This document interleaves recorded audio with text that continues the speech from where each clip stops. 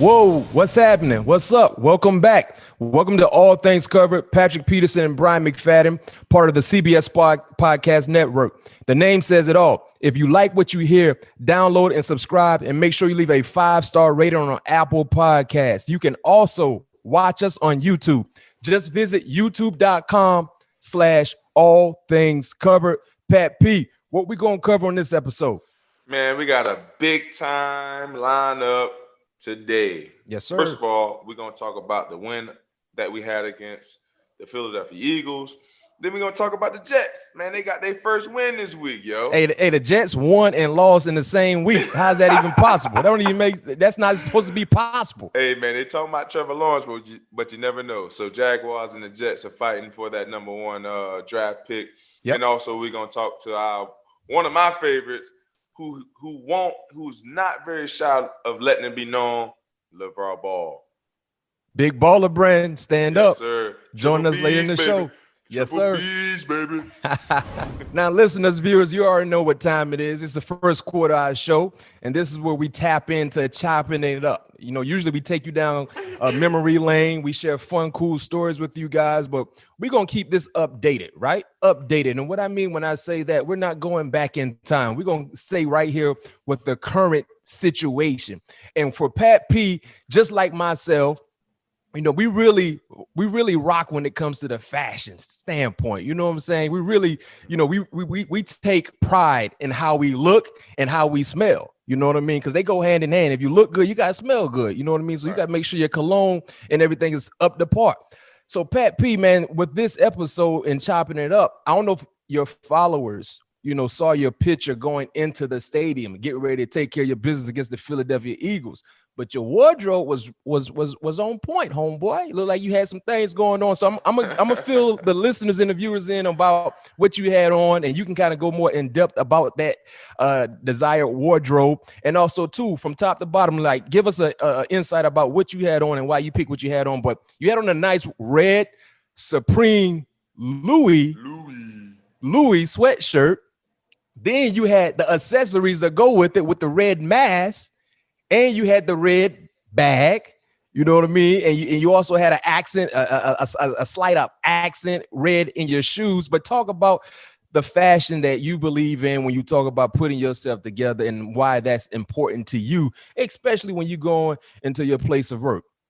Man, you know, Mac, that was just something slight, man. Like I said, that was slight. That was like this. Just give me something right quick, huh? Yeah, I'm just going to a Sunday picnic or a brunch or something like that. You know, that wasn't even Sunday's best. You know, that was just some a little slight work. But I saw that. Actually, the funny thing about it, Mac, I wasn't even planning on wearing that. I went to my closet because I left the hotel that morning, like thinking about, like, man, what the heck I'm going to wear today? Because I wanted to wear black. I wanted to wear all black. But I didn't. I love all black. All black. Yeah, me too. That's just what I do. They, you know, I'm blackout shorter. That's what they call me. You know, so that's, you know, every time you see me, I got blackout cleats and I got my black sleeve on. Yep. So I'm blackout shorter. So I wanted to go to the game in all black, but I really wasn't feeling it. And what I had in mind in all black, I didn't like the way it turned out. So you know what? I was like, man, I'm going through my thing, going through my closet, boom, boom, boom. I was like, man, I ain't never wore this sweater before. So I said, boom, let me see if I can put something together with this real quick. Boom, pulled out the Louis sweater, the Supreme collection that came out about 2 years ago, if I'm not mistaken. I got that. I got the bag, the duffel bag, which is also collectible items. Now are going for a hot, pretty ticket if I wanted to sell those. But yeah, going through I was like, let me see if I can put something together with this. Found my Mary jeans. The shoes I had on was a Saint Laurent, if I'm not mistaken. And the thing I love about the Saint Laurent and those Amiri jeans is that they both have like that hint of leopard print, and it's very subtle on the shoes, but you can see it on the jeans, and it's just something like just very subtle that's offset that I believe that gives the outfit a little bit of pop. And the accessories that you was talking about, you know, I really don't wear many chains. That's the only chain that I do own. A Cuban link. It's like a lock, like a chain of it, like you locking up like a bike. Right, exactly. Just a Cuban link, one of those chains. Got from your boy. Shout out to AJ. AJ, what's up, AJ? AJ Jewelry. I had the double P on, the paddock I don't know. I can't tell you the exact number.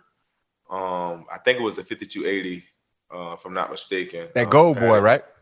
Yeah, the rose gold. Yeah, that's rose gold. Okay. Yeah, rose gonna have the pinky ring on too. So like I said, it was just something a little slight, man. Light work. Yeah, but one of our never mind. I can't. I'm getting ahead of myself. I hold that for something. What you got? Would you gonna give us? You gonna give us a spiel, a slight spiel? No, I was gonna say for our bonus episode, one of our guests, he's big into fashion as well. Yeah, very big into fashion. I love the way he put some things together, especially his Air Force One game and Timberland game. Just give you guys a heads up who that could be. That's what you call a tease. Yes, sir. That's what you call a tease. My question for you, Pat. I understand this past weekend you said you went into the closet right before the ball game, but if there's a prime time matchup, do you prepare ahead of time about what you're going to wear to the stadium? Based on the matchup, based on the type of ball game, let's say if it's playoffs, let's say if it's something it's a prime time matchup, Sunday night, Thursday night, Monday night, do you prepare ahead of time? Now, honestly, Matt, the only time I really prepare ahead of time is if you're traveling on the road, because obviously, you got to have your bag. Well, for me at least, I like to have my bag packed and ready before I wake up and go through my walkthroughs. I don't want to be coming home scrambling for anything. I hate that.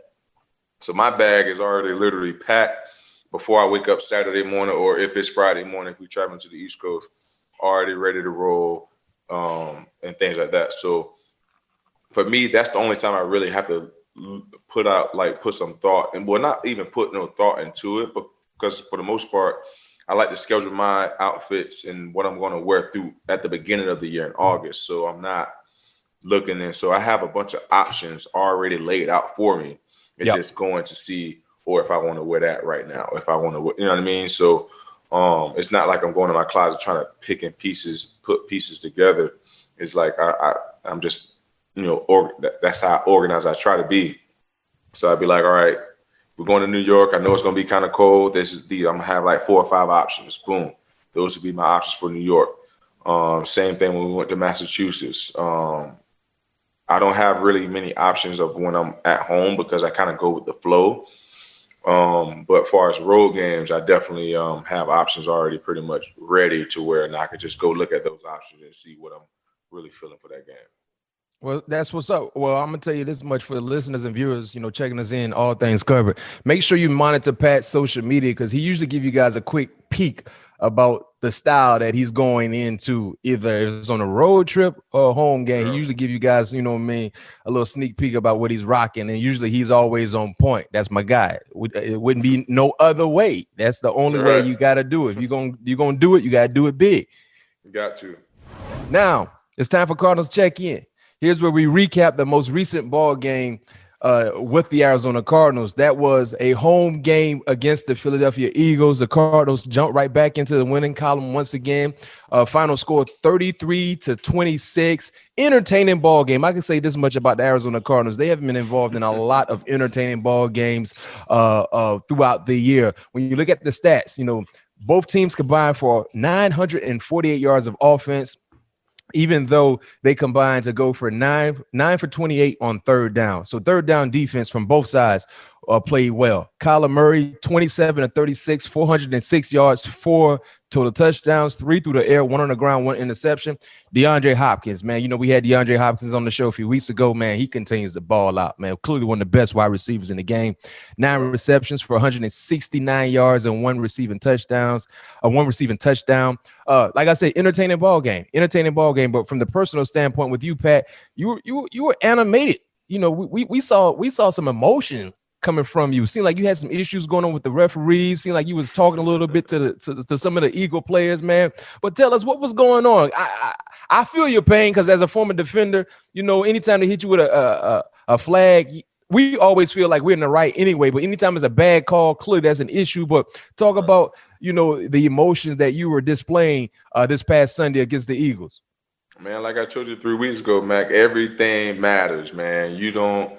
Like every situation matters, every second matters, every drive matters. So, and we're playing for our livelihood right now. So, those emotions come out when everything's on the line, because you don't want to be the culprit of of the downfall of not letting this team succeed. But I feel like the first holding call that I got in that game, like I said, like I'm always gonna give up a fight, although the ref is not gonna change their mind. And when I do get a holding call, I confess. I'm like, all right, yeah, you got me. Boom, you got me. But when a ref tell me if I do commit a penalty, which I don't believe both of those calls are no penalty, and I get no call on possibly the game sealing interception, I hate when they hit me with, well, I cannot see the receiver. Stop. Why are you at a disadvantage? You ain't trying to see the receiver. Yeah, you're right. not trying to see the receiver. Why are you at a disadvantage? Because that's not fair for me. We already have the hardest job on this football field. We're playing against our back against the wall, fighting with this guy, and have to be able to locate the ball at the same time. And when receivers are fighting position from jump, like why we can't touch them past 5 yards, but they can touch us all the way through the catch. No question. So, and they give you that slight little nudge right before the ball get there that creates a lot of separation that's never called. Yeah. Right. But get you back to my heated, while I was so heated was because I was most heated on the second PI, the one I was in the end zone, because he literally almost ripped my helmet off my face. I'm like, he's grabbing my face mask, ref. Like, what do you want me to do? I tell the ref, I say he's hooking me. The ref tells me, if he's hooking you, you have to find a way to get loose. What? I'm like, how can I get loose when he's hooking me? Like, he has my outside arm, and I can't push out because he's hooking me. So I'm like, when he finally decides to let me go, I'm like, because Alshon Jeffery, that's my guy. He's a great receiver. He's not fast enough to get on my top shoulder every dang on time. Like, and I told the rest of this before the game. I was like, man, I'm not begging for no calls. I'm not asking for no calls. I just want the game to be called fairly. That's it. Yeah, we got you, Patrick. Yeah, we got you, Patrick. We get in the game, and it's total opposite. You know what I mean? And then the one in the fourth quarter literally almost ripped my sleeve off. First of all, he went out of bounds. The ref threw his hat. He was the one that touched the ball. So therefore, he went out of bounds to touch the ball. That's legal touching, if I'm not mistaken. Yep. So why wasn't there no flag still? The ref told me this after I said, ref, look at my sleeve. My sleeve is off my arm. He said, well, Patrick, he ran out of bounds. I said, okay, he ran out of bounds. I get that. So if he ran out of bounds, he was the first to touch the ball, because I didn't touch that ball. Yeah. That's illegal touching. Oh, I didn't see that. Hey, life of a defensive back in the National Football League. Come on, man. Like I'm tired of hearing that I can't see that, or I'm not in position. You need more help then. No, and that's something you've been talking about throughout the year. Since we started this show. Yeah, since we started the show, adding an extra official. That's the one thing I hate to hear, that explanation that, oh, we can't see the receiver. Are you trying to see them, or you need more eyes to help you? Yeah. But Pat, you played against a young quarterback. You talked about some of the PI issues that surfaced in the ball game, and jumping on the refs for those bad calls, and I'm right there with you. But you look at the quarterback you were going against, young quarterback making his second start in the National Football League, Jalen Hurts. You look at his numbers, 24 for 44, 338 yards, 4 total touchdowns, 3 through the air, 1 on the ground.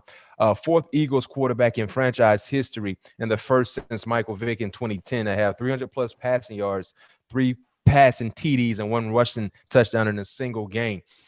I mean, you played against some young quarterbacks, right, throughout the year. Tua Tagovailoa a few weeks ago in Arizona for the Miami Dolphins. Now, just going against Jalen Hurts, played against Josh Allen. But when you look at Jalen Hurts' game, watching film and seeing him up close and personal, is there a chance that he could be a special one going forward? I think he can. The thing going into that game, what's difficult about playing against a young quarterback of his caliber is that, especially when this is his first game starting, his second game starting, but in that first game, you kind of want to spoon feed him, don't want to give him too much. Yeah. But we kind of knew that it was going to open the playbook a little bit more for him, but we didn't know what to expect. But he definitely has all the tools and the intangibles to be a great quarterback in this league for sure. Show great poise, show great leadership, show great he was just always just cool. You know, it just always just seemed like the moment wasn't ever too big for him bringing his team back when they was down 16. You know, just showed a lot of fight and showed a lot of dog that he is, a Q, that he is. So, you know, I think he definitely have all the tools to be a good quarterback, a great quarterback in this league for sure. Do you think Jalen Hurts should be the quarterback of the future after this season, knowing you still have Carson Wentz on the roster? Man, it's tough because, you know, with them drafting Jalen as high as they did, and if he continued to perform the way that he is performing, I believe had no interceptions, 3 passing touchdowns, 1 rushing touchdown. I mean, that's pretty promising. I could see if he went out there and threw for 2 for 24 for 44 and only had like 160-something yards, no touchdowns or rushing. Then you can start considering, giving Carson that opportunity again. But the way he's performing and beating a pretty hot Saints team and coming into the desert, almost pulling off another one, I think you got to pretty much slowly continue to hand him the keys to the car for sure. Well, I'm going to say for you, I think Carson Wentz is done in Philadelphia. They need to start trying to look up some trade suitors.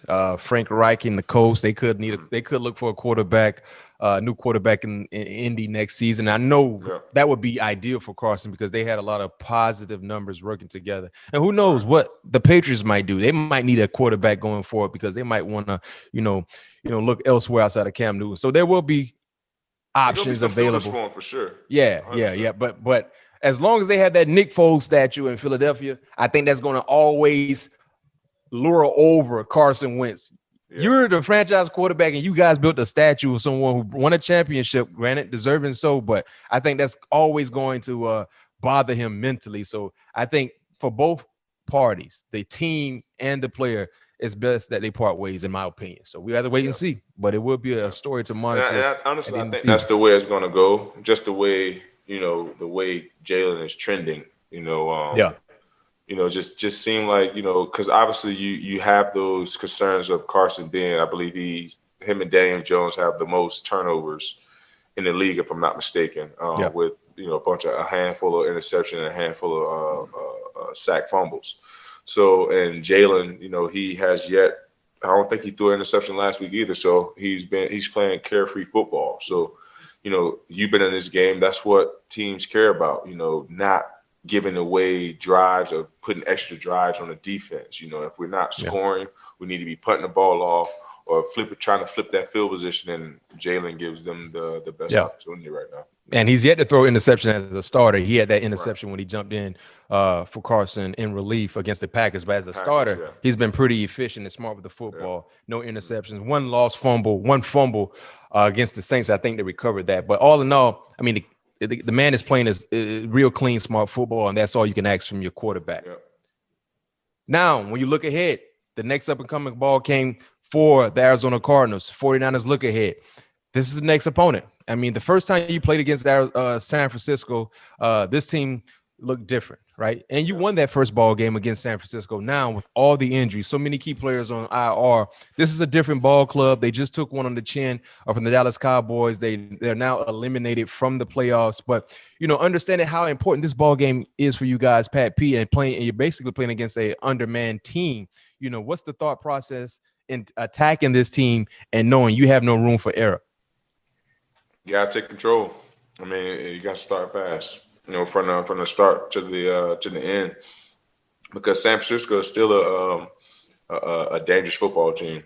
They still have the talent there, and obviously you saw that they was down big in that game, and still found a way to competing for that last drive to help them, put themselves in the position to win that game. Obviously, the onside kick made the game look a little bit more out of hand than what it was, but they still are a dangerous team and a team that can that got great talent across the board.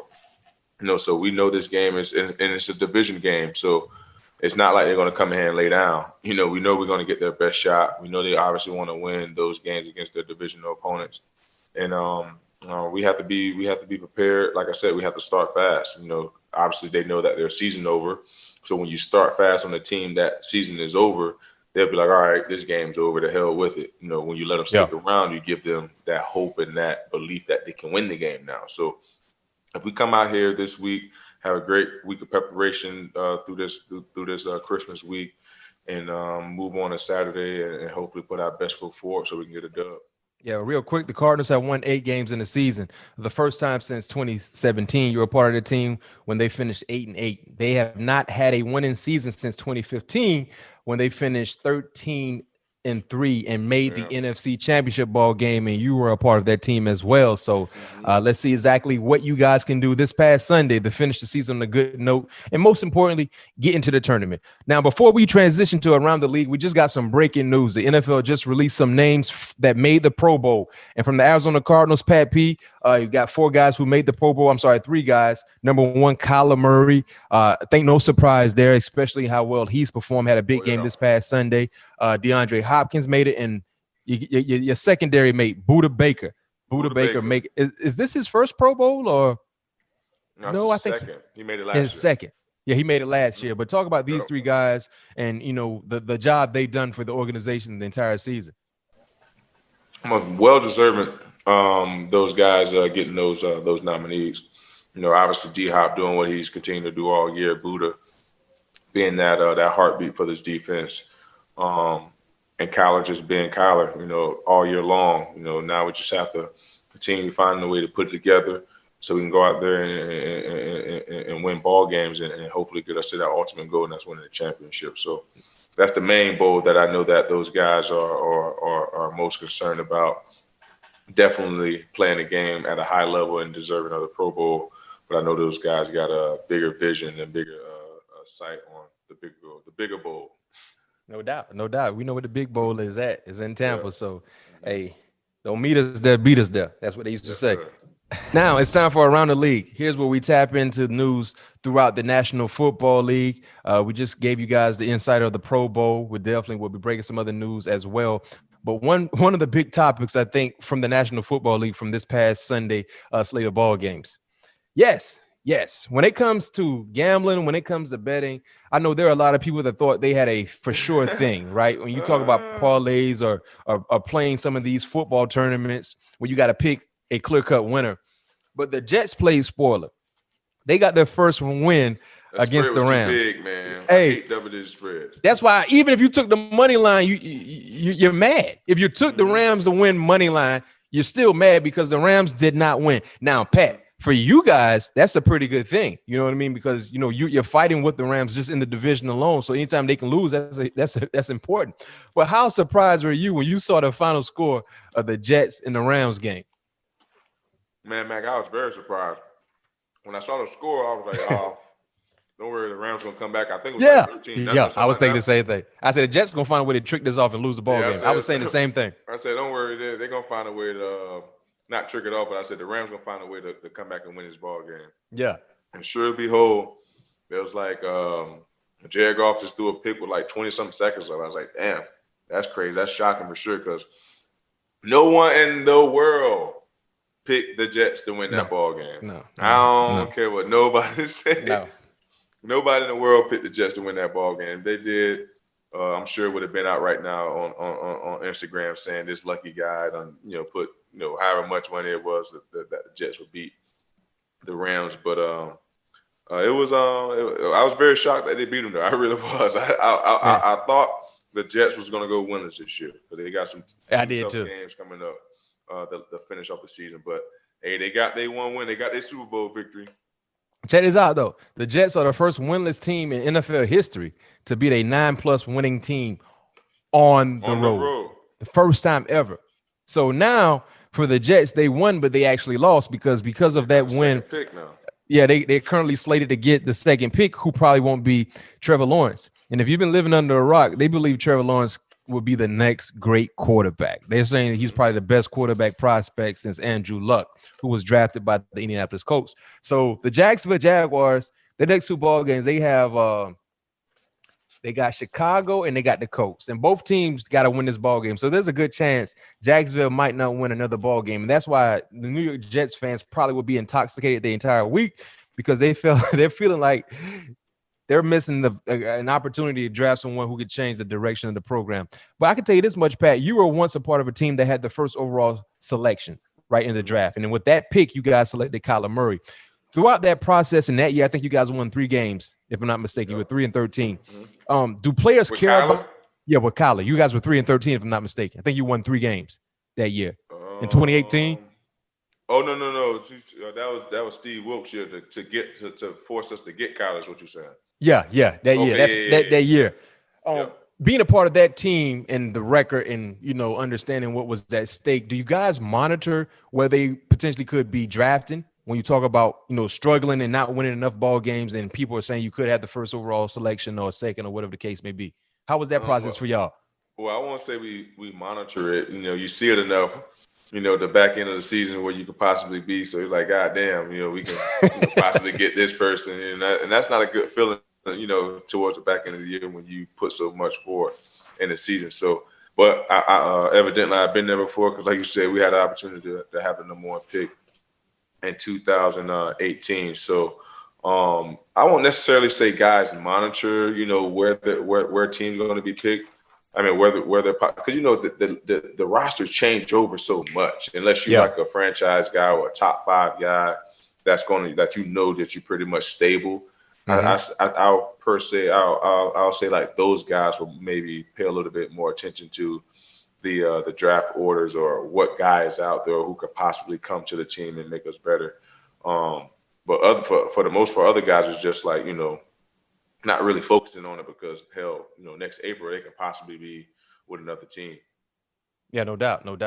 So we'll see what happens with the Jets and the Jacksonville Jaguars, but we're going to monitor this throughout the season because the Jets don't get Trevor Lawrence, man, their fans going to go crazy. You better believe that. I think the Jets going to get him, man. I hope the Jazz can pull out a miracle on Sunday, man. We'll see.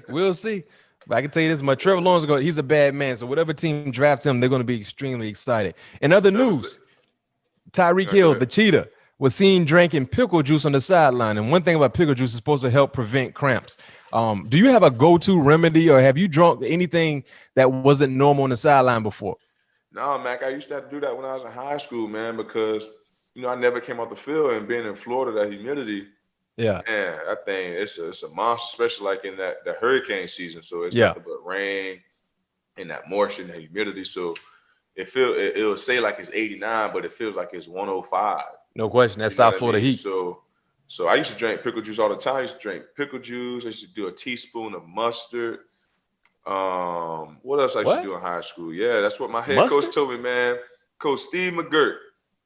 Kid you not, he's like, man, Pat, man, I'm telling you, man, you got to stop. Because I used to, man, Mac, you see me in high school. I literally did not come off the field. Yeah. Then they used to get upset with me when I cramped. I'm like, bro, I don't have no time to have no water break. Why y'all upset with me? I don't come off the field. Yeah. Like, why y'all upset with me? Because I'm cramping. But anyway, he's like, yeah, man, we was playing Deerfield. Deerfield Beach my junior year. They came to our field.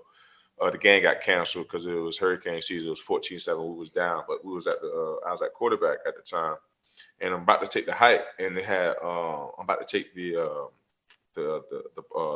snap, and right when I was about to take a snap, a big lightning bolt came. So boom, so now the game stopped. But before this, I'm already hurting, man. And mine, it's the second quarter, so I'm already hurt. I'm like, dog, man, I need to get into halftime. And bro, like get some water because my thighs are killing me right now. So boom, get to the sideline, the game delayed, man. My whole body lock up from my ears to my fingers to my back to my toes. That was my first time ever having a full body cramp. Yeah, and that full body cramp hurts. So the next week we playing Coconut Creek. It's a divisional opponent. We got to beat them district. At the time, district opponent, so we got to beat them to like get into the playoffs or something like that. So Coach McGirt was like, man, I've been doing all this reading. It was like, man, mustard's supposed to help. Mustard's supposed to work. Like, man, mustard's supposed to work. Mustard and I was doing pickle juice prior. Yeah, like, that pickle juice ain't working, man. We're gonna do a teaspoon of mustard. Man, that job was so nasty. And I don't even like mustard. So I don't eat mustard on my hot dog, no burger or nothing. So I don't even like the taste of it. So I'm like, man, I'm gonna do it for the team. And I don't know if it worked or not, but I ain't cramped that game. Yeah. Hey, I'm gonna tell you one thing I used to do. Well, it wasn't my go-to, but anytime, and you didn't have to deal with this, when it was cold outside, instead of on the sideline, instead of having Gatorade for us or water, they have chicken broth. That chicken broth. And I'm gonna tell you, boy, that chicken broth used to be so good. Either chicken broth or hot chocolate. So that's when I knew I was playing in some difficult weather, because instead of, we had no water, we just have chicken broth in the sideline. And if you didn't drink the chicken broth in time, it would freeze up. So instantly, when you get that chicken broth, boy, you drinking it extremely fast because you don't want to let it sit in the cup because it would freeze up. But Denver used to have the best chicken broth, man. Denver used to have that chicken broth used to be so good. Yeah. Man, they taking me back. Boy, I love some good chicken broth, no question. So, hey, in other news, I don't know if you heard Pat P, but on a recent episode of Get Your Popcorn Ready, which is Terrell Owens' new podcast, Randy Moss, he said he's the best wide receiver ever. Said he'll put Jay Rice either third or fourth. His exact words: I'll put myself first. I'll put T.O. second. I will put Jerry probably third or fourth. I'm talking about dominating the game and changing the game of football. I don't live on statistics, but I don't live on statistics because if you live on statistics and live on championships, that's all political. Then Owens followed and said, when you think about Jerry and the quarterbacks he played with, he never had a drop off in quarterback play. He went from one Hall of Fame quarterback to another. Then more from Moss. Moss came back and said, I don't want the fans and the people watching your podcast to get it messed up, like we dislike or discredit anything Jerry was able to do or ever accomplish. I don't want people to think myself and T.O. are slandering or bashing anything Jerry did, because Jerry was at the top. Then Jerry Rice responded on Instagram with a post that he since deleted. Caption read, "You got mossed," and offered a side-by-side comparison of their stats. Now, the stats, I mean, they're not even comparable. Jerry played 21 seasons. Randy played 14. Jerry had over 1,500 receptions. Randy had over 900. Jerry had over 22,000 yards. Randy had over 15,000. Jerry had 197 touchdowns. Randy 156. And, of course, Super Bowl wins and Super Bowl MVPs all in favor of Jerry Rice. And we've had this debate before. I think me and you talked about it. Cromartie talked about it on one of our more recent episodes. But do you think there's any, legit argument or comparison when you talk about the best wide receiver ever, or do you believe it's Jerry and nobody else can be in that conversation? He almost played almost 4 to 5 years longer than everybody else that's on that list. And, Randy is that's 40 touchdowns. So I think he could have got that in, a couple of years, because he had 21 touchdown season at the, in my opinion, at the peak of his career.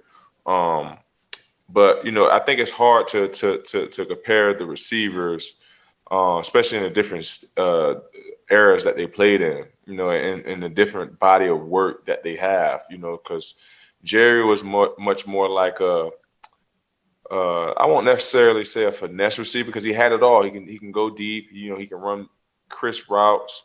But Randy was a guy that you had to have a safety over top of him, because he was just so fast and just unorthodox how he was able to get behind coverages. And T.O., he was just a little bit of both. That he can run great routes, but he had a different stature of a body. He was much more of a goddess statue of a receiver. So it's hard to kind of say who is the greatest receiver of all time, because everybody have different flavor. Because like for me, obviously I grew up watching Randy. Moss is like one of the things that you always heard. And to their point and to their credit, quarterback play is definitely has a lot to do with, a receiver's success. You know what I mean? Mm-hmm. Because obviously they have to depend on the guy who's, throwing them the ball to be, at a high level. And like those guys said, they never had, that caliber of a talent to play with on a consistent basis throughout their career. So, we all know all three of those guys are great, but for me, it's hard to say who's the best, because I never really watched Jerry growing up until he played with Oakland and a little bit when he was with the 49ers. I grew up watching the T.O.s, the Larrys, the Randy Mosses. I mean, the list goes on. But it's hard to pick. Yeah. Who's the best receiver of all time, though? I think when you look at both, all three guys, it's different eras, different situations, offensively, the structure, but they all were extremely good, clearly Hall of Famers. But if you were to categorize the players, the three, I think when it comes to longevity, no one will ever do what Jerry did, in my opinion, right?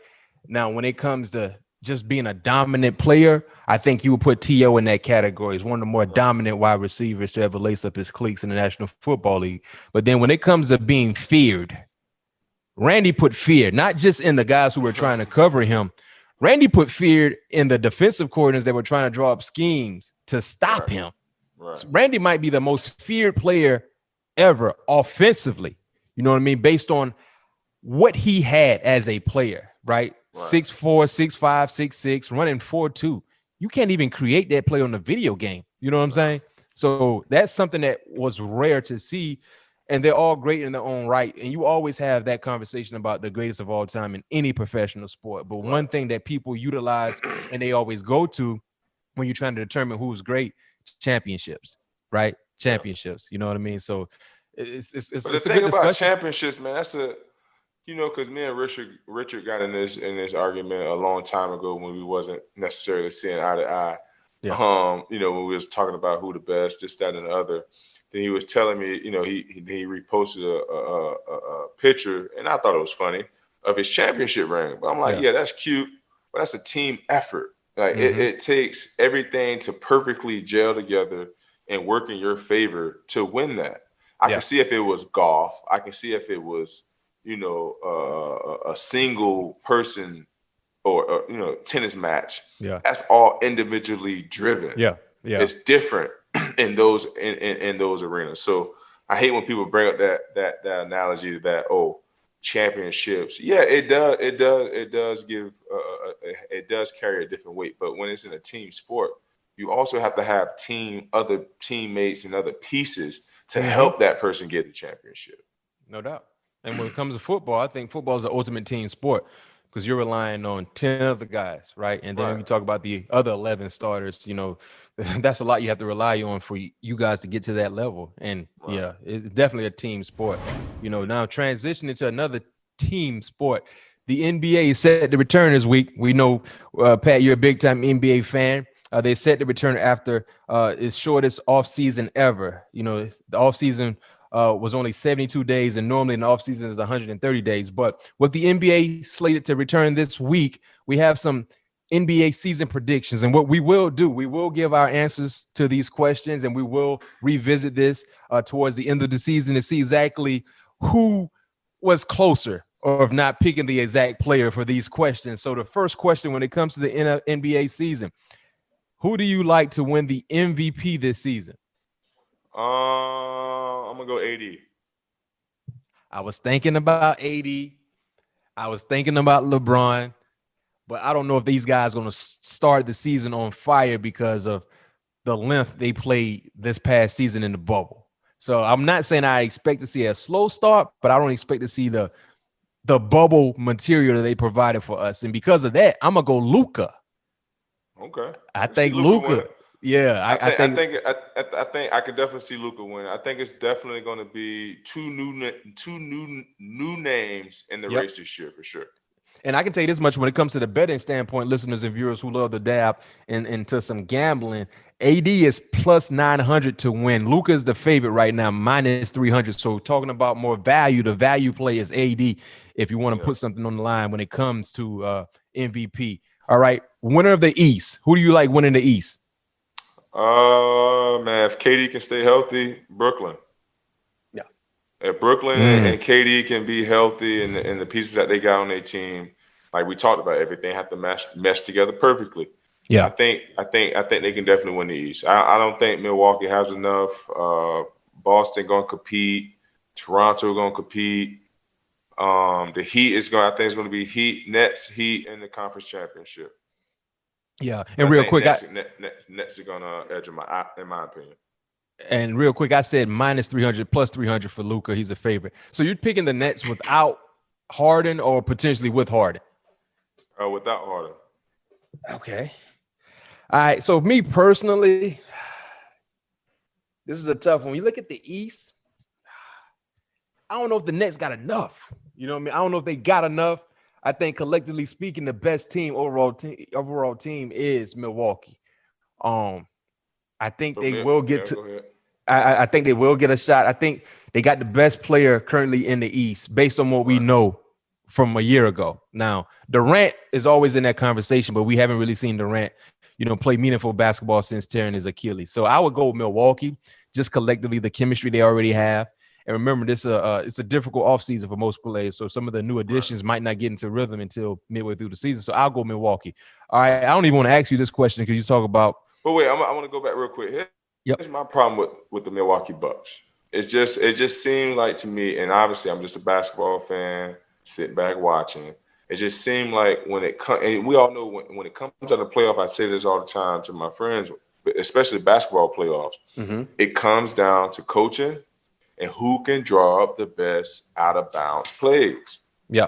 If you still run the same plays that you ran in like, the beginning of the season, you don't have no go-to. You ain't seen what really worked for your team, what's going to get you a guaranteed basket throughout the regular season, and you don't have that yet in the playoffs, you're not going to win because, like in the playoffs and football, it comes down to the last 3 minutes all the time. So It comes down to coaching. And not saying Milwaukee don't have a good coach. I believe they have a good coach because he was obviously a coach of the year a couple of years ago. But I just think they have to find a way to get Giannis more involved, especially in those out of bounds plays, being more creative of when you really, really need a basket because, in the preseason, before the postseason, everybody is shooting around, finding a jumper. But now the defensive level is ramped up a little bit now. But while you're around here still shooting these jumpers, let's work on the block game. Let's work on out of bounds plays, out of timeout plays. So I think that's the biggest thing, and it shows the coaches that win the NBA Finals most 9 times out of 10, they be the ones that can draw up those key plays out of bounds. And, another team I like to throw out, I'm not necessarily saying I believe they could win the East, but I think they could make a run similar to what we saw from the Miami Heat, and that's the Atlanta Hawks. Atlanta Hawks got some pieces. Yeah, they got some pieces. I mean, getting Bojan, getting Gallinari. You don't forget about Clint Capella. You got Trae Young. You got Rondo. You got Hunter from a year ago. You got Reddish. You got Herter. They got some pieces, yo. They do. They got Collins. You know what I mean? So that's the team that you got to pay attention. And I just think in this playoffs, I think they got to have another like a bigger body, consistent score that can get his shot off. Because I just think in the playoff they're gonna find a way to smother Trae. You know what I mean? That's just how it always happens. And I know he can get his shot off, but he gonna have to work that much harder. Yeah, in the and playoff.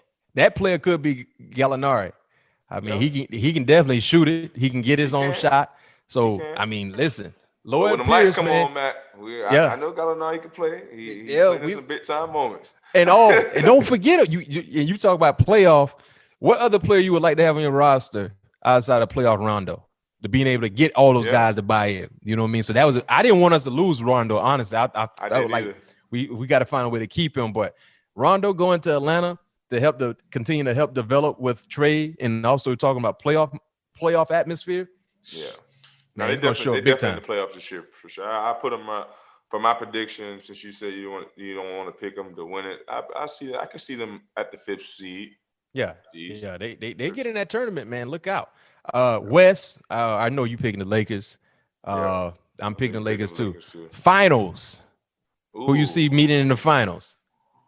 Man, obviously Lakers. I'm gonna have to say everybody's dream matchup, man. They want to see the Brooklyn Nets and freaking the LA Lakers go at it. I think it can go down. But if the Heat find a way to get James Harden, I think the Heat will win it. But if not, I mean the Heat will win the East. But if not, I think it's gonna be the Nets and the Lakers. Well, he came out and said they're out of the James Harden running, so I don't think that's going to happen. So me, of course, I took the Bucks to come out of the East, so I'll say Giannis and Bron. I think that people would love to see that. But I could easily see, you know what I mean? I wouldn't be mad at seeing the Nets get there as well. The crazy part about it, if you don't have any fans, just imagine missing out on having the finals in the Barclays Center. Oh, man. Think about that. Just missing out on that. Coast to coast. No question. Hey, you guys know what time it is. It's halftime. It's time to go in, make some adjustments, make sure we hydrate. But on the other side of halftime, we'll be joined by LaVar Ball. We just talked about the NBA. You know, he has a lot to say. Brand, Big baller brand. Throw up the triple Bs. Make sure you stay tuned. When we come back, LaVar Ball will be joining us here. All Things Covered. Patrick Peterson, Bryant McFadden. Yo. Welcome back to All Things Covered. We just finished with halftime. We got an opportunity to hydrate. Now it's time to jump right into the second half of our show. We promised you guys early in the show, every week we're dropping a special guest. We will have a special guest joining us. All Things Covered, Pat Peterson and Bryant McFadden. We promised you guys earlier, LaVar Ball. He's now joining us here. Before we get into LaVar, let me give him his intro. This man has established the intro. He's earned the intro, so I must give him his legit intro. Businessman, entrepreneur, father, former athlete himself, CEO of Big Baller Brand, throw up the triple Bs, founder of the Junior Basketball Association, dad to Lonzo, LiAngelo, and LaMelo. Mr. Ball, thank you for joining us here on All Things Covered. How's everything going with you? Everything is good, man. Thank you guys for having me, man. Yeah. And before we get started, you know, with who you are as an individual and of course your sons, me and Pat P, we both play football, right? We play a go-getter, a man sport where we hit people in the mouth. And then once upon a time, you had a football career as well. You know, you played for the Jets, you played for the Panthers. Tell us a little bit about your football game. What type of player were you? That type of player, listen to me. Back in my day, like I tell folks, man, I was just an athlete. I'll play anything. Football, basketball, baseball, track, diving, gymnastics, whatever. I was good at all that, man. So that's what, you know, back in our day, man, we just played sports, whatever season it was. Yeah. Nowadays, you stuck on one because they got this AAU stuff. Basketball lasts all year. They got the football thing with the passing leagues now. That lasts forever. Baseball, everything. So one sport now, it's just, you just go through it. So that's why I don't miss sports like people think. Like, you miss football? No, I didn't play long enough. Yeah. You miss basketball? Nope, didn't play long enough. You know. Right. So if I'm not playing 20 years or 15 years where you go through the little midget program, and I didn't start playing sports. My dad didn't let us play till I was in the 10th grade. Mm-hmm. Jeez. So it was, but as far as being the biggest and the strongest and fast, that was me. I play anything. Right. So do you think coming up short, obviously being in that arena, help you push your boys to where they are right now, as far as knowing how it is in the locker room? No. Like I tell folks before, man, I don't push my boys. I lead them, because when they push, that means resistance. Right. When I lead you, that means you get behind me. You can get off anytime you feel like this ain't the road for you. Just turn the other way and go do something else. Right. But as far as me, I understand. I love sports. And, you know, marrying my wife, she's a sports girl too. So, you know, the boys, last name Ball, what they gonna do? well, LaVar, obviously you have an eye for talent. You know what I mean? Being able to recognize what it is your sons were good at growing up, you know, as children. You know what I mean? So tell us about, at what moment did you realize, yo, my boys can be special, you know, playing the game of basketball? You know, everybody asked me that, man. I said before they came out the womb, for me picking my wife. Oh, so you wait a minute, wait a minute. So me picking my wife, man. So when you pick your wife, you had that already in your thought, already in your mental, like, yo, I need to pick a woman to produce with that can give me somebody who's 6'3", 6'4". That's what you're telling us? 6'3", 6'4". How about 6'7", 6'8"? Well, hey, correct me. Go get you a 6-footer. See, I know. I get me a 6-footer. Well, how tall is your wife? 6-footer and a girl who's intelligent, pretty, and also love the game of basketball. She's a basketball player. Okay, so you find your hooper. We can spend 10, 15 hours in the gym, and it's like a family outing for us. That's why the boys are so good. Man, hey, so Mr. LaVar, I'm a fan of the show. I think it was on Facebook or something like that. Yeah, it's on Facebook. Yeah, so I was a fan of the show when it dropped about 2 to 3 years ago. I can't remember, but I do remember this line, and this before any of your boys. I think this when LaMelo, Lonzo. Lonzo was at UCLA. He was a freshman, but you said Melo is my best ball player. What did you see that was so different from Melo?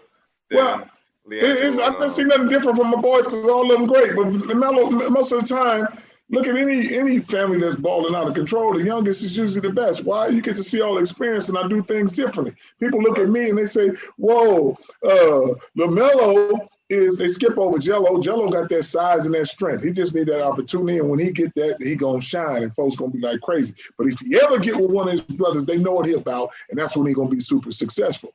Now, here's the thing: they look and they say, "Oh, LaMelo's better than what Lonzo was at 19." Of course, because like I told before, I make them like phones. What phone get better every year? So I took Zoe the regular route, which is high school and go to college, #1 pick or whatever. Okay, I see the flaw in that. I say, okay, the people that Lonzo played at 16 is not the people that Melo played at 16. You talk about Ricky Rubio and these other guys that played overseas, that played pros when they was overseas and they come over here.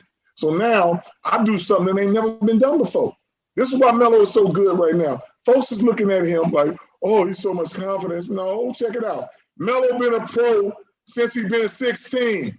That's what they don't say. Sound like Luka. He played in my pro league, the JBA, for a year. Grown folks over. Melo's just in a different league. He been playing against grown men since he been 16, but nobody has the money to take their kid from the hood where all the talent is at and go overseas. Yeah, it sounds like Luka. Luka was a pro. I think. See, that's what I'm saying. But Luka already over in his little thing, doing his thing. So when I take an American over there, Melo was the youngest pro ever, 16. But Melo over there a little differently, because Melo over there is 16 with his own signature shoe. Luka ain't got no signature shoe.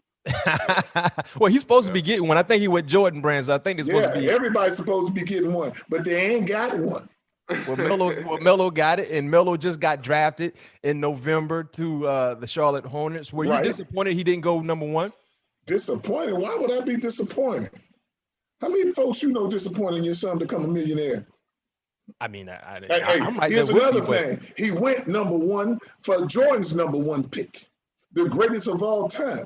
Okay. I don't want to go to Minnesota so everybody can say he was #1, but we living in the cold like that. No, he #2. I told him I don't want him going to Golden State because Golden State already got their team. Right. You know, so they're not gonna let him do what he do. I bet you they crying right now. God dang, he was there. We should have took him. I know you should have took him. Watch what he do over there in Charlotte. And if all three of my boys get over there, Mike got a chance. Wait a minute. Mike do the right thing and don't let folks get in his head and say, you know what? Let me go get all three of them boys. Get all three of them. I guarantee they win a championship. Folks don't understand that. I'm not saying that because, you know, you have to make sacrifices to win championships. And what it is the sacrifice that the Bulls made was having the best player, the second best player on the team, don't get no money. That's Scottie Pippen. Yep.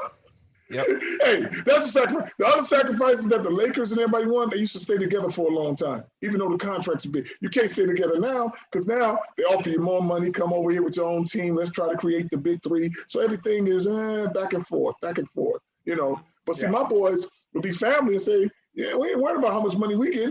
We'll make more of that off the court. And guess what? We're going to stay together for 15, 20 years.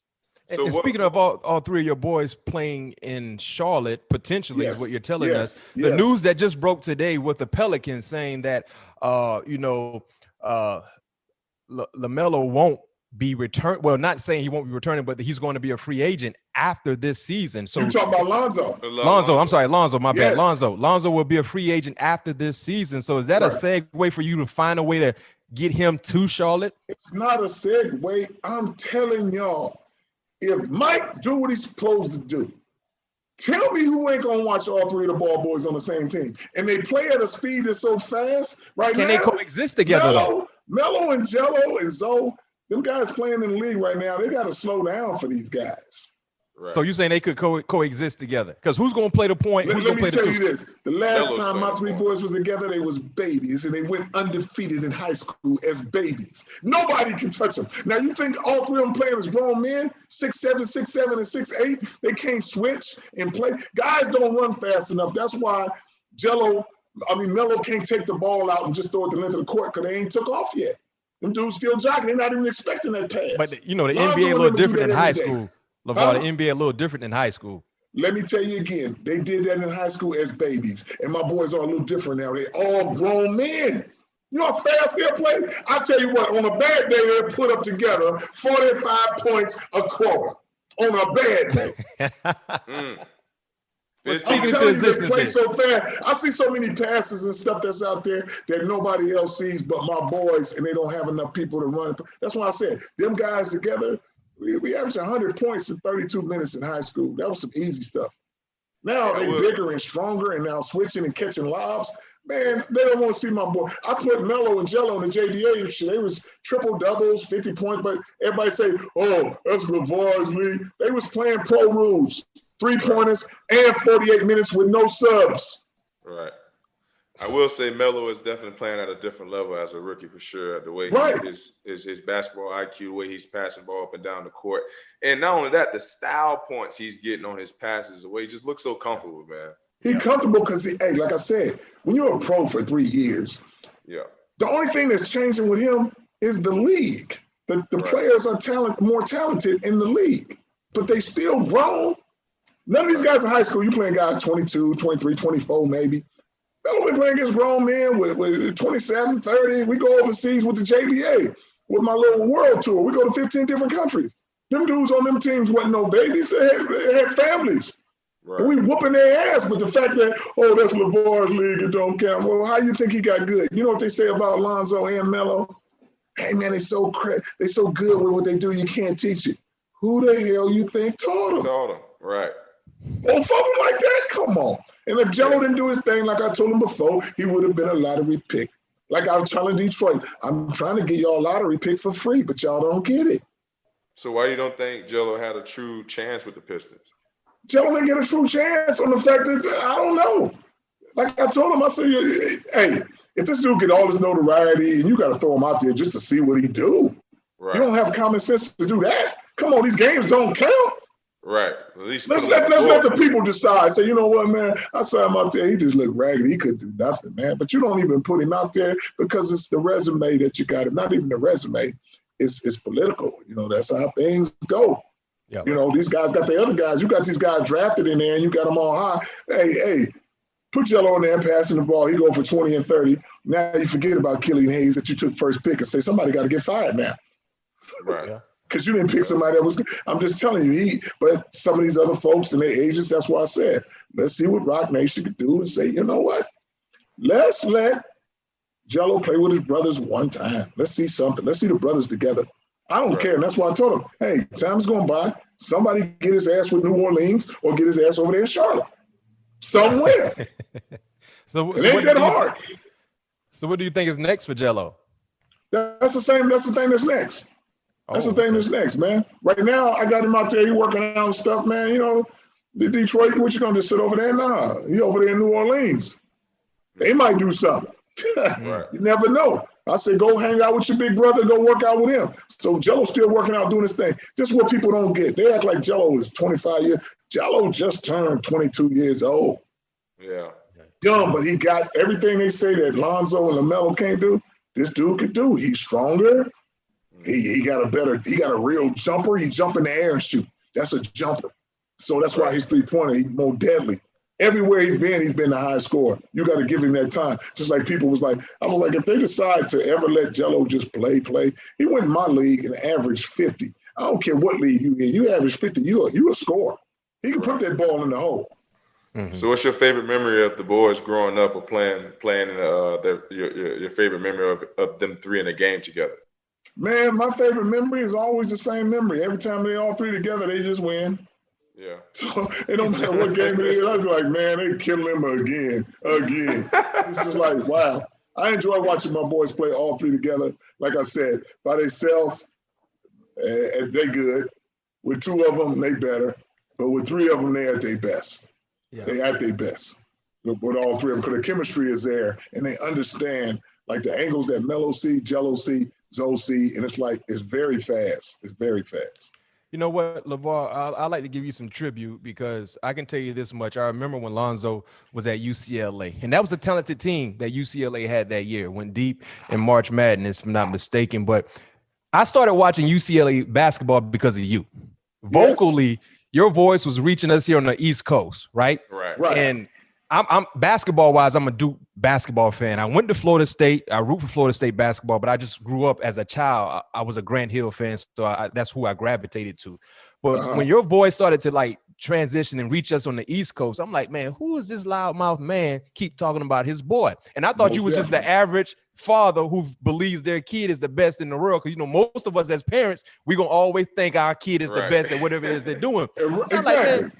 So I'm like, man, let me tap in to see exactly what this dude talking about, who this Lonzo kid is. So I literally watched. I forgot. I can't remember if they were playing against SC or who they were playing against, some Pac-12 team. I said, man, he really got something. I mean, so my question to you is, at what point in time did you feel like the platform that he had currently was an opportunity for you to create a bigger platform for him? And did you feel like you put too much pressure on him based on some of the things you were saying about his game? Here's the thing, man. You said they had an awesome team. Tell me who was on that team. Well, I won't say exactly. That team was raggedy, man. Before my boy got there, how many games they winning? Nothing. He come to make everybody better. All them folks got drafted. You ain't hear about them now.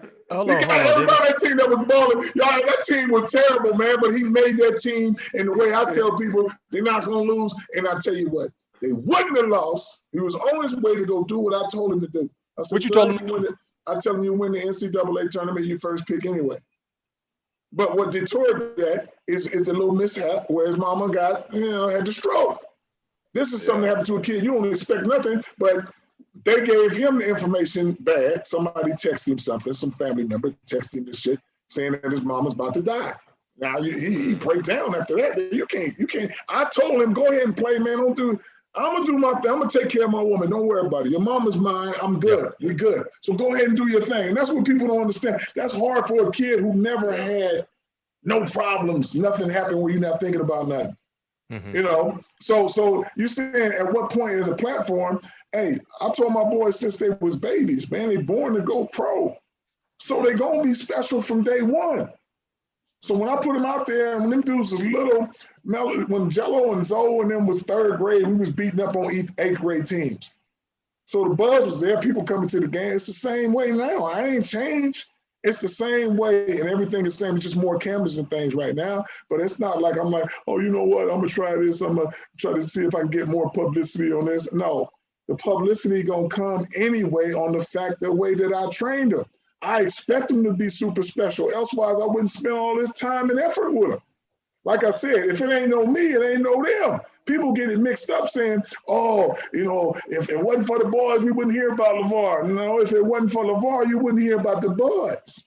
Right. Yeah. I make them good where you got to talk about them anyway, and it just is what it is. Like I told them, we didn't go to no academies or no difference. We went around the corner because I told them, hey, if you can find somebody in Africa to hoop, you can find my son down the street on an easy freeway to get to. They're going to recognize talent and they're going to find it. So as long as we put the work in and the time in, guess what? You're going to be successful. Don't do laziness and don't put no time in and expect to be that dude. No, my boy's always been that guy, and I always praise. You're going to talk about what's yours because you understand what you put into it.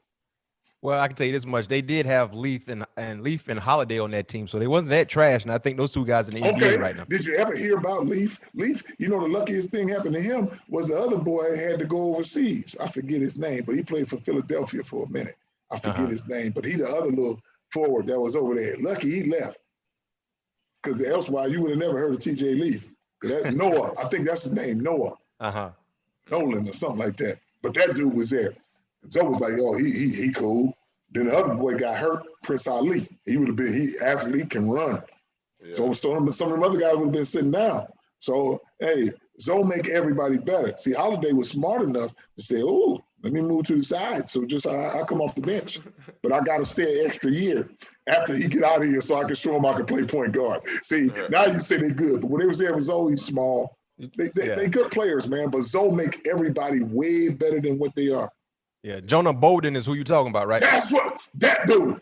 Yeah. Hey, if he's still there, you'll never hear about TJ Lee.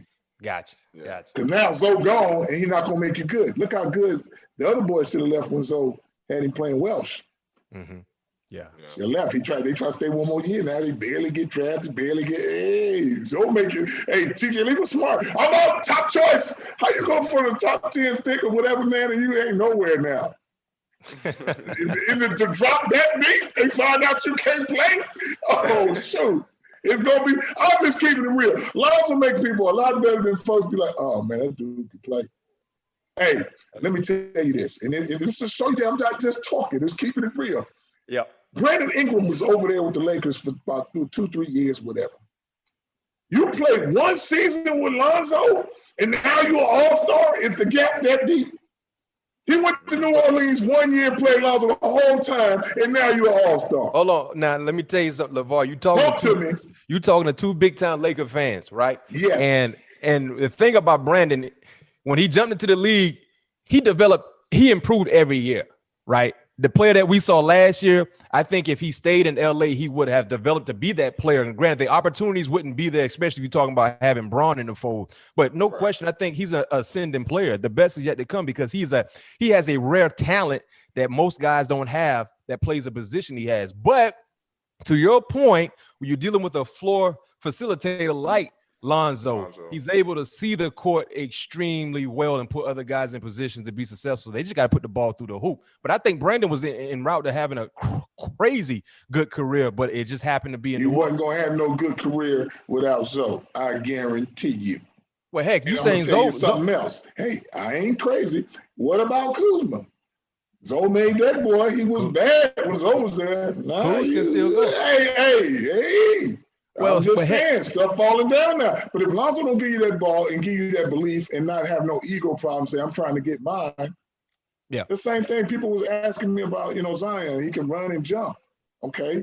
But if you're a rookie guard or whatever, and you're a rookie, you're going to try to do some stuff you're not used to. But if you got a guy who don't really care and just going to give you the ball, you're not going to get that from any other guard that was coming into the league. What I'm saying with Zion, if you got all these guards, what they trying to do now? Score 30 and 40 points. Right. He ain't gonna pass that ball. You ain't gonna get it. So you ain't gonna get them points and those touches, and you're gonna try to run over pros to try to make your game go up and try to do more than what you're supposed to be doing. And guess what? Lonzo understands. Zion understands. This is gonna be the easiest 30 points I'm gonna ever get playing with this boy. They got a special. You think the Pelicans got a shot this year to fight for like that 4 or 5 seed in the West? 4 or 5 seed. It's gonna be higher than that. You know why? You know why? Hey, I'm gonna tell you something. My boys is winners, man. And if you got that coach to believe in them, that's your ass. Anybody who believe in my boys and let them play, let them do what they do. They got Stan Van Gundy. Do you believe in Stan Van Gundy? Shit, from what I see now, heck yeah. Well, look how Lonzo playing. Let me tell you, he ain't taking Lonzo in and out the game. Yeah. Lonzo got a hell of a team.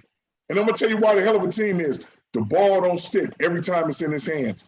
He don't have – here's the thing. I ain't never seen Lonzo go to the side with the Pelicans with Alvin Gentry and talk about something during the game.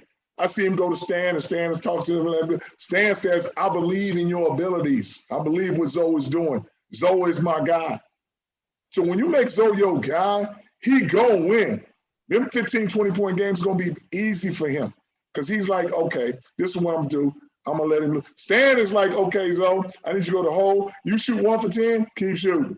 You shoot 7 out of 10, keep shooting. Take them open shots, but he got a hell of a team. You got 2 scorers, you got Brandon Ingram, and you got Zion running loose. The other 2 guys that are coming in, they hustlers. Josh Hart, he can hustle. And you got Steven Adams, he gonna rebound and hustle. So you always got a good team. You can take out Brandon Ingram. He fouled out the last game, right? But look what Lonzo did. Give me Redick. I'm gonna get him 18 points just on getting open. Yeah. So he gonna spread the wealth, and it's gonna be like no problem. They win I know they didn't have Giannis, but Giannis can't handle that speed of that game if they're always pushing it. It's not in everybody's hands now. Lonzo was missing minutes. Why? You got, what's that boy name? Frank Jackson coming in. You got Noah Alexander coming in. You got Drew Holiday playing the point. You got Ingram dribbling up. So it's too many people taking this stuff from Zola so it don't stay at a high pace, and you got it in and out the game. Yeah. So 50. So you saying? But I tell you something else too that you guys are understanding. I'm just not even a warning. It's just is what it is. If you do not know how to use Lonzo the right way, you will be fired. So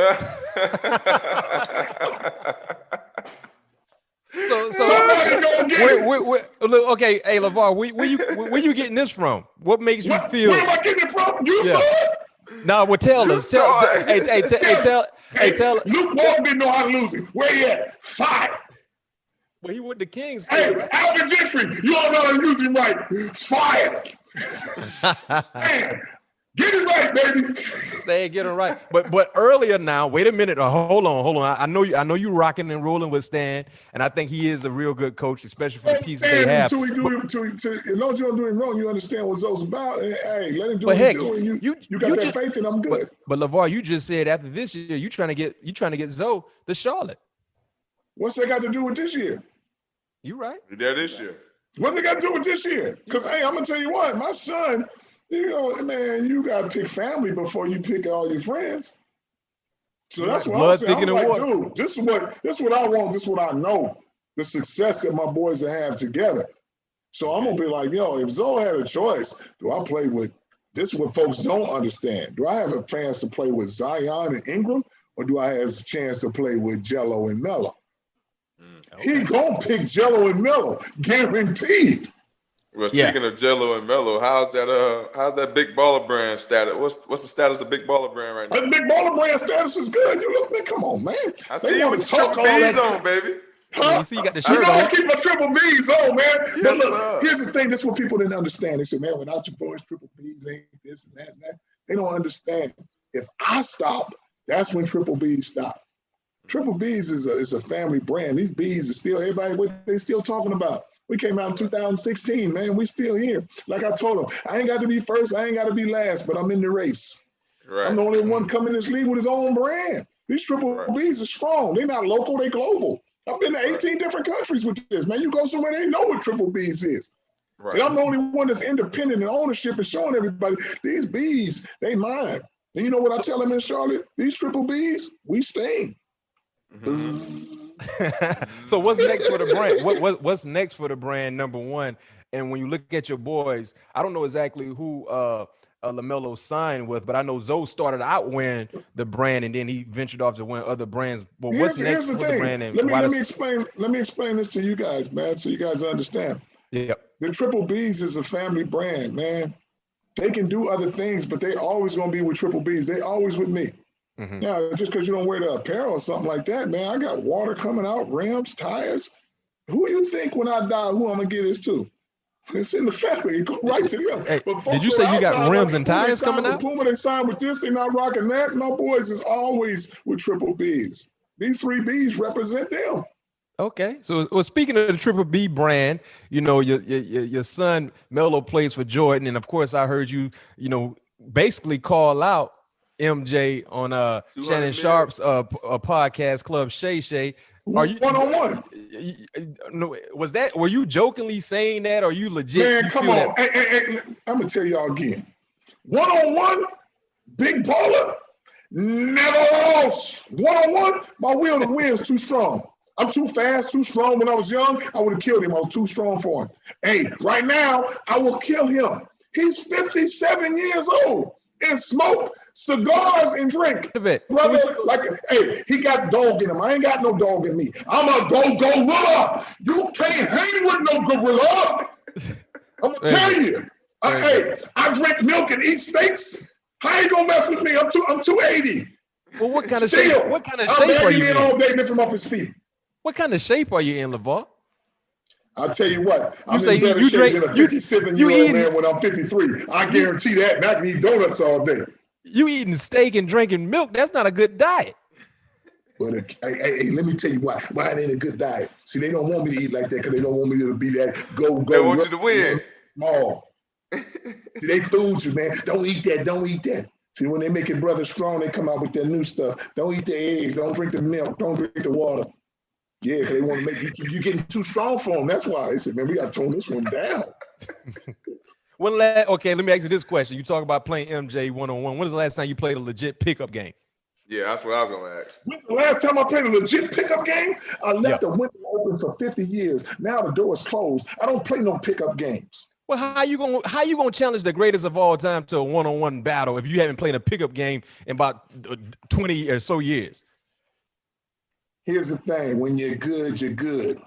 I don't play basketball at all. I can bag your ass in for one good game where you'll be like, that boy, Cole, he's strong, man. I'm telling you. You play for one good game. I ain't got to play dominoes for 10 years, and I still can whoop your ass. I'm just good at basketball. You know, I thought, he ain't played in 3 years, but I know if somebody open and pass the ball, I know how to catch, I know how to shoot. It's simple.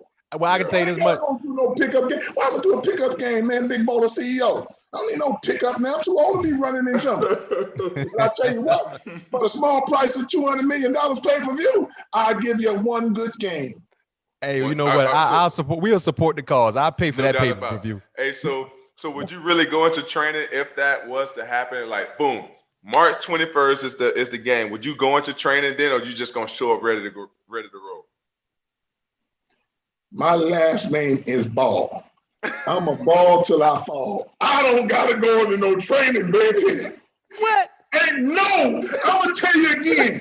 Ain't no 57-year-old man gonna beat me. I don't care how much training he doing. He's 57. I'm 53. If I feel like garbage at 53, I can imagine how he feel at 57. Wait a minute. So you mean to tell me you're gonna be so disrespectful that you won't even train leading up to the one-on-one? And think he's showing up, man. No need. Big baller come as is. Hey, Pat, you know, LaVar probably got that old man game too. He gonna back you in, get to the rim, and try to get an easy hoop. I'm gonna do that the whole game. And every time I don't make one, you know what it is? Foul! Quit fouling! Jail ball. The ball, check up. I guarantee you. And he's saying, I don't want to play no more. I know you don't. Because you keep fouling me. Ain't no way. I'm gonna do a jump hook with the right or a jump hook with the left. I'm still good, but I'm gonna put you under the basket. Oh man, you know what they say? He can't shoot. You know why? I ain't gonna shoot. Here I come again, and you're gonna get tired of me. One thing I can't say about you, LaVar, you know your strength and your weakness, and you play to your strength. I know my strength. Yeah, you play to your strength. But I at some point in time, I don't know when it comes to this season with the pandemic, I don't know if you'll be able to attend any games in Charlotte. But at some point in time, I'm pretty sure you'll be able to attend some games, and maybe you can mention that to MJ. I ain't got to enter to MJ. Like I tell MJ, man, let's not make this about me and you. Let's go get you some wins. Get my 3 boys and make history. You know how you make history? You're going to be the first Black owner to ever win a championship at anything. Said it. That's what we got to focus on, the winning and the grinning. Don't focus on one-on-one. Let the people on the outside worry about that. I want to bring you my boys for them victories. Forget about, LaVar and MJ. That's why I tell them how cold I am, man. You're supposed to be talking about who's better, Kobe, LeBron against Mike. And what's everybody saying? They want to see the matchup. They don't even want to see them two play one-on-one. They want to see the big baller. I ain't playing no NBA, but they want to see that game. Hey, when you're right, you're right. Sir. Yeah, that's what it is. I tell you, LaVar, you paint a great picture, man. And I know it's all belief, and I'm with you 100%. But we know you got time. We know you got time and short on your hand. We're gonna jump into our superlative part of the show. Some quick answers, some quick questions. And you just give us back your quick answer. And real quick, you can't answer any of your sons for any of the questions we're asking you. So these are son related questions. Yep. Okay. Best point guard right now in the NBA. Best point guard in the NBA right now. Boom. Shoot. I'm trying. All right. The best point guard I think is the boy from Dallas, Luka. Yeah. I think Luka. I'm right there with you. Best passer in the NBA right now. Best passer in the NBA. Shoot, that's a hard one because there ain't too many folks out there passing that ball. You know what? But you know who has a good eye for passing that ball? I think the Ben Simmons boy. Yeah, from Philly. Yeah, I agree. Best shooter in the game right now. Best shooter in the game right now, probably KD. Yeah. Ooh, pure shooter. Pure Best shooter. best overall player in the league right now. Overall player. That's LeBron. That's LeBron. I thought you might have said something crazy. You know how I don't know if you okay. You're right there. Who's better than LeBron? I'm right there with you. I mean, I think King James. That's I'm talking about crazy. What's crazy about that? Hey, don't help. Don't I thought you would have said something else. No. Yeah. Okay. Who will win a one-on-one matchup? Lonzo or Melo? One-on-one matchup, Lonzo or Melo? I'm gonna go with Lonzo. Why you picking Lonzo? You're the older brother. Don't let your little brother beat you. Well, you just said the youngest one, the best one. The youngest gonna be the best one. So that Gonna be the best one. okay. Well, how about this one? Lonzo is the best one right now. Jello has the potential to be the best one on the fact he's bigger and stronger. Melo's gonna be the best because he's the youngest and he get all the experience. Hey, real quick, it's funny. It's funny you mentioned that with Jello because when you look at his body size, his measurables, I think Jello would be a heck of a tight end. He never thought about playing football. His mentality ain't for football, it's basketball. He a cold ass basketball player, been a high scorer every time, everywhere he went. People like to overlook that, man. Like I said, this fool was when we was at Chino Hills, he was a high scorer every single year. That's what people don't get. They didn't want to. He the only 3-star they call 3-star that had a 67 game, a 72, and 3 50-point games, 50 something. He averaged and led California in scoring his senior year. You don't make it to the McDonald's All-American win. He didn't lead North Carolina or South, a small state. He led the state of California. And you don't make the McDonald's All-American game? Shoot, come on. And you only lost 3 games. You were 160 in a row. Who they think was the dude? Take out that middle piece, take out Jello, and you don't get that on the fact that he was our best 3-point shooter and our best post-up guy. Well, shoot, I'm pretty sure based on his work ethic and you staying behind him, he's going to get a shot, and we all going to be cheering for him. He's going to get a shot. We all going to be cheering for him. More likely to win an MVP first, Lonzo or Melo? Lonzo. Okay. Most likely to win their first ring, Lonzo or Melo? Lonzo. Well, I'll tell you this. Ain't none of them going to win no ring unless all 3 of them together. They'll go through, if they separate it, they'll be Charles Barkley. 20-something years, no rings. Could you beat Charles Barkley in a one-on-one? Stop it. Yes or no? I'm not even going to answer. He said, There's stop no it. You know way that that boy can mess. Man, stop it. Ooh, he's not good enough. He's not even in the talking. It's me and Jordan, the greatest of all time, not me and Charles Barkley. Stop it. But Charles Barkley, a bigger body. You talk about trying to dummy up Jordan in the post. I don't know if you can do that to Charles. I'll go around Charles. Too fat and too slow. Hey, I can tell you this much. Hey, LaVar, man, you got the confidence of a gorilla, man, as my uncle would say, man. That's what he said he was. You heard him? Oh, he did say that. He did say he was a gorilla. That's what I'm tell you. Hey, you said it. You did say that earlier, right? Okay. It makes sense now. Yes. No doubt about it, man. It makes sense. But hey, man, LaVar, man, we appreciate you joining us here on All Things man, Covered. thank you guys. We're big fans of everything you're doing, sir. man. Continue to do it and continue to speak things into existence. And anytime you're doing anything, man, you can let us know. We're here, right here for you. But before we let you go, is anything you want to plug? When you talk about Big Baller Brand, anything you got coming up Hey, Big in the Baller near Brand future? gonna get in the league that they ain't even seen, man. I got some new merch coming out, but also I'm gonna get in that Triple B racing, that motorcycle game. Watch this leather jacket I come out with the gloves and the motorcycle stuff. People finna fall in love with it. When should we expect that? When should we expect You're gonna that? expect that in the next week or 2. And then I got water coming out. That's gonna be in the next few weeks. And then the rims and tires is right in that beginning of that new year. I ain't talking about no signature where I sign and say that's my rim or my tire. I'm talking about ownership of that. There you have it. Hey, that's why you're an entrepreneur right now. You No own doubt. things.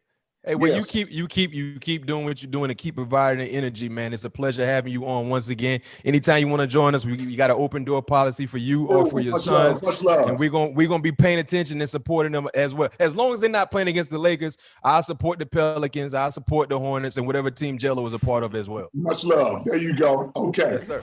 Thanks again to LaVar Ball, and thanks to everyone listening to this episode of All Things Covered. If you like what you hear, make sure to subscribe and leave a 5-star rating on Apple Podcasts. We'll be back with you on Thursday with a bonus episode with Fabulous, where you can expect all things will be covered. Peace.